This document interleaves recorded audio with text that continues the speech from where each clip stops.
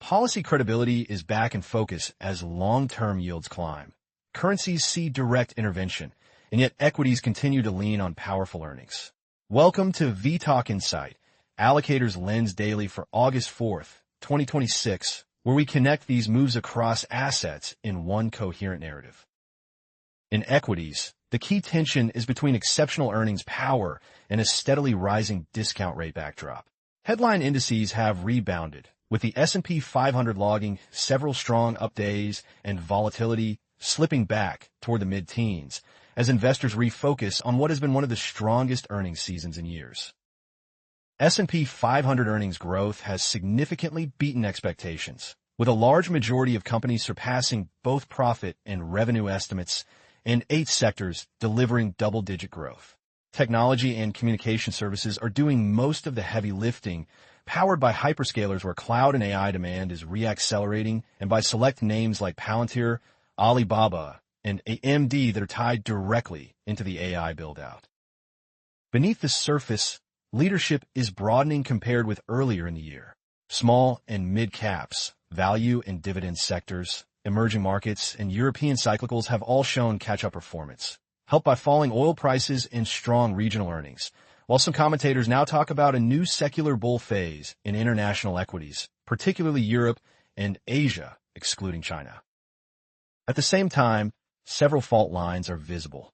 Earnings growth is heavily concentrated in a narrow set of tech and communication names. Semiconductor stocks have just endured their worst monthly drawdown since the global financial crisis after a leveraged AI unwind, and there are rising questions about whether enormous AI and data center capital expenditure will ultimately deliver adequate returns.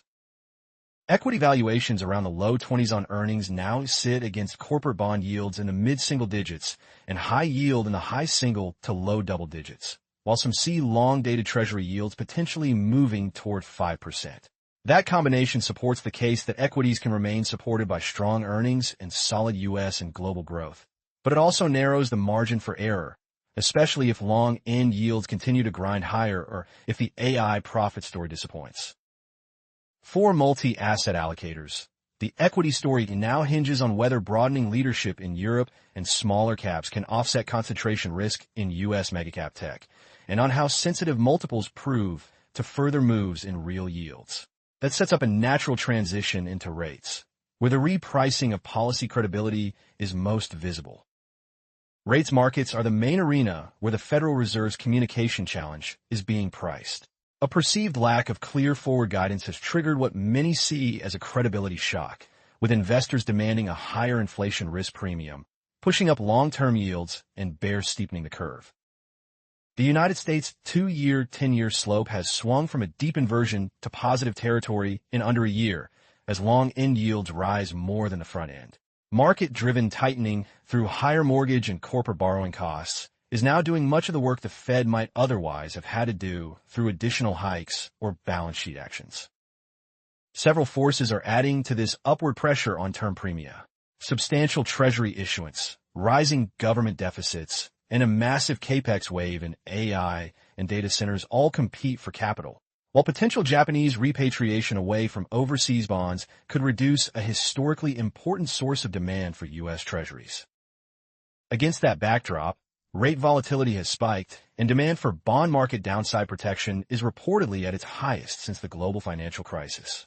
Talk of cutting Federal Open Market Committee meeting frequency and a more data-dependent reaction function adds to uncertainty around events like payrolls, leaving investors with less guidance and more need to price insurance directly into yields. There is a counterpoint that rising long-end yields, combined with the recent 5% drop in oil prices, could help cool inflation and allow the Fed to be less aggressive near-term, supporting a soft landing narrative. Even so, the balance of commentary suggests term premia may stay elevated, which keeps pressure on long-duration assets and increases the appeal of shorter-dated, higher-yielding parts of the curve that we will touch on when we turn to credit. Credit sits directly between the earnings strength in equities and the higher for longer message from rates. Investment-grade corporates now offer yields around 5 to 6%, while broad high-yield markets sit in the 7 to 12% range, often with average durations near 3 years, limiting pure interest rate risk. Flows reflect this backdrop, with increased interest in short and ultra-short duration bond strategies, as well as private credit and diversified CLO vehicles that deliver mid to high single-digit yields with low duration.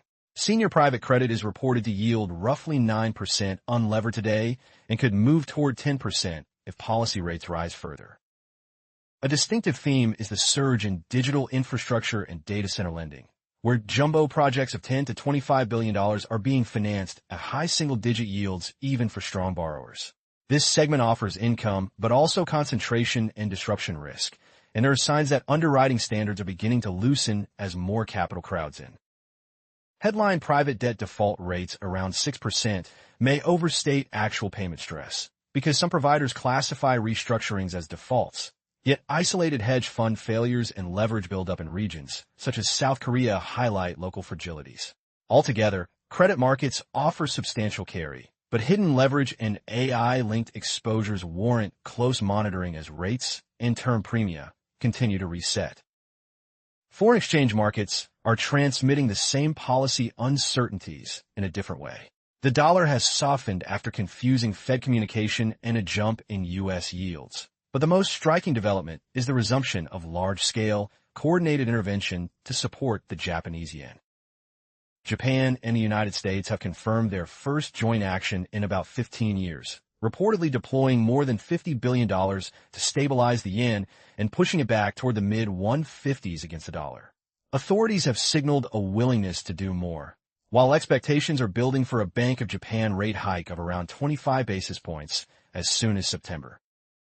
Japanese reserves and securities holdings have already fallen sharply, and there is speculation that pension funds and other long-term investors could raise domestic government bond allocations, reducing demand for overseas assets like treasuries. With yen short positioning having been extreme, intervention and potential policy shifts turn what was a one-way carry trade into a more two-sided and volatile currency pair, with knock-on effects for global bond markets. Commodities round out the macro picture, starting with oil.